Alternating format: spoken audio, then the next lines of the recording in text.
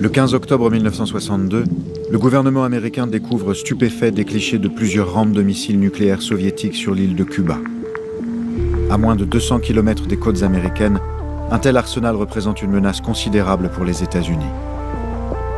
Le président Kennedy ordonne alors le blocus maritime de l'île.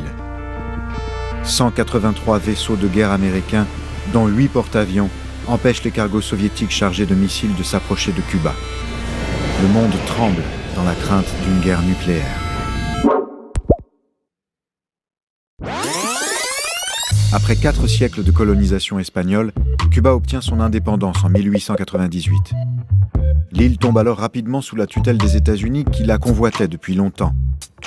Mais en 1959, lorsque le chef de la guérilla Fidel Castro s'empare du pouvoir, les relations entre les États-Unis et Cuba se dégradent. Rejetant l'influence des États-Unis, le nouveau régime cubain nationalise les entreprises américaines implantées sur l'île. Les États-Unis répondent bientôt par un embargo total contre Cuba, mettant un terme aux relations économiques, financières et politiques qui les unissaient. La petite île des Caraïbes devient la hantise des États-Unis, qui n'ont désormais qu'un objectif, renverser Castro. En avril 1961, le jeune président Kennedy, qui vient d'être élu, lance une offensive militaire sur Cuba, dans la baie des Cochons. 1400 exilés cubains recrutés et entraînés par la CIA débarquent dans la nuit. Mais l'opération échoue. Les assaillants sont accueillis par des armes lourdes et sont presque tous tués. Pour Castro, le succès est immense, tandis que la crédibilité de Kennedy est considérablement affaiblie.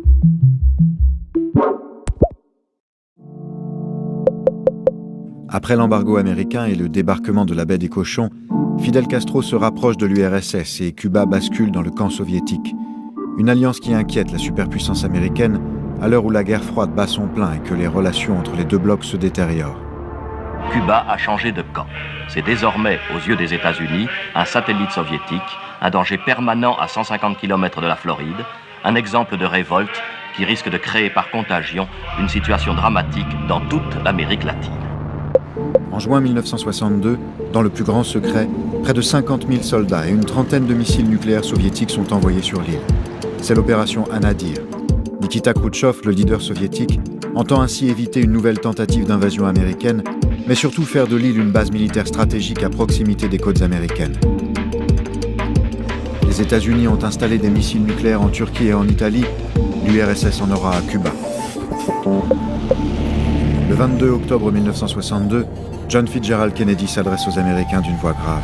Il annonce la découverte des rampes de lancement soviétiques sur l'île et la mise en place du blocus maritime.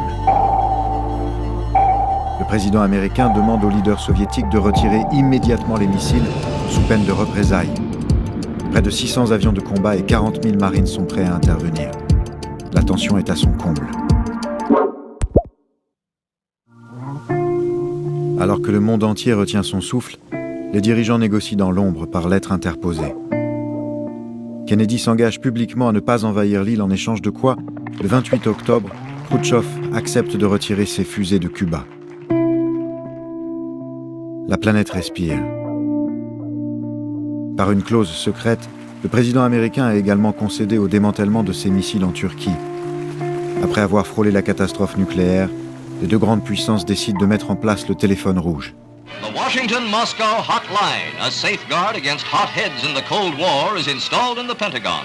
This direct communication between the Soviet and American governments is designed to curtail misunderstanding and miscalculation that might touch off a nuclear war.